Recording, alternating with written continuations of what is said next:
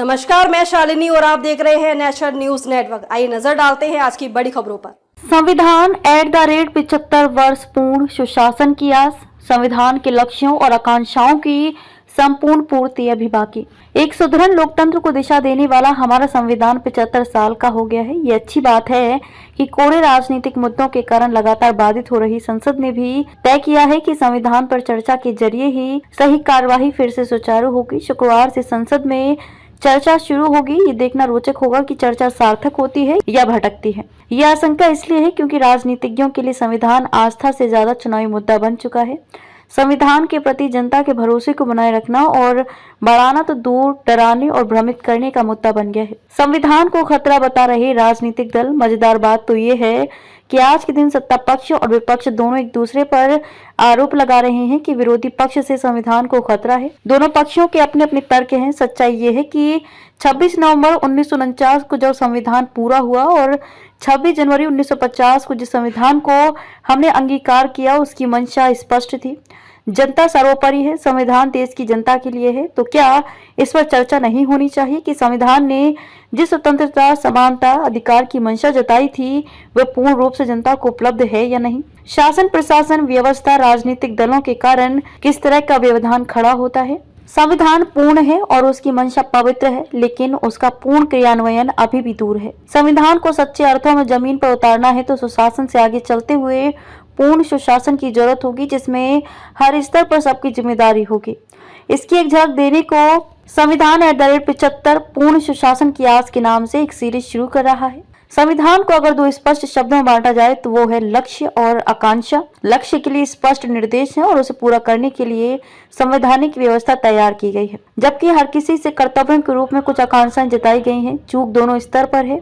ये सच है कि कोई भी अधिकार संप्रभु नहीं हो सकता, लेकिन यह सामान्य तौर पर देखा जाता है कि शासन, प्रशासन, राजनीतिक व्यवस्था के कारण मूलभूत अधिकारों में रोजाना कटौती होती है। समानता का अधिकार हर स्तर पर बाधित होता है। आपातकाल जैसे काले दिनों को छोड़ भी दिया जाए तो भी अधिकार कई बार लड़कर मिलते हैं और कई बार मिलते ही नहीं।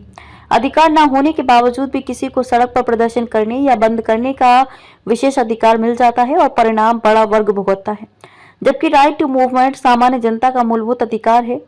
रेवड़ी के लिए सरकारों के पास पैसा है, लेकिन उस पैसे से सबके लिए गुणवत्तापूर्ण शिक्षा, स्वास्थ्य उपलब्ध कराना आज भी संभव नहीं हो पाया है। संसद से लेकर विधानसभाओं तक साल में औसत 50 दिन भी कार्य नहीं होता। कोर्ट से न्याय में देरी सामान्य बात है। ऐसे उदाहरण भरे पड़े हैं जहां न्याय मिलने से पहले ही याची या फिर आरोपित दुनिया से चला जाता है। देरी के लिए कोर्ट के अपने तर्क हैं, लेकिन संविधान तो ये चाहता है कि न्याय त्वरित हो। विधायिका का मुख्य कार्य चर्चा के बाद कानून बनाना है, लेकिन हालात कुछ ऐसे हैं कि संसद से लेकर विधानसभाओं तक साल में औसत 50 दिन भी कार्य नहीं होता।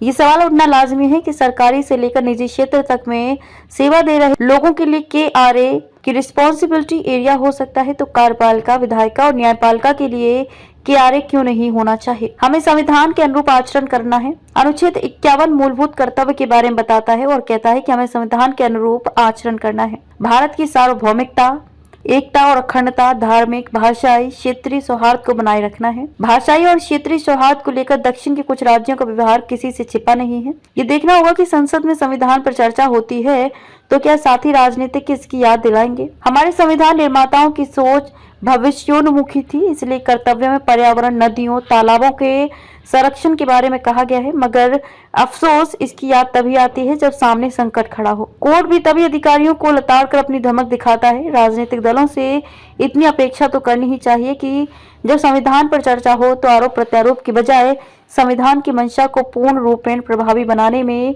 आने वाली अड़चनों को हटाने पर एक राय बनाएं। खबरों में अब तक के लिए बस इतना ही। फिर होगी आपसे मुलाकात एक ऐसी ही बड़ी खबर के साथ। तब तक के लिए नमस्कार और देखते रहिए नेशनल न्यूज नेटवर्क। ऐसे ही लेटेस्ट अपडेट पाने के लिए हमारे चैनल को सब्सक्राइब करें और तुरंत नोटिफिकेशन पाने के लिए बेल आइकन प्रेस करना ना भूलें। यदि आप हमें फेसबुक या इंस्टाग्राम के माध्यम से देख रहे हैं तो हमारे पेज को फॉलो जरूर करें। धन्यवाद।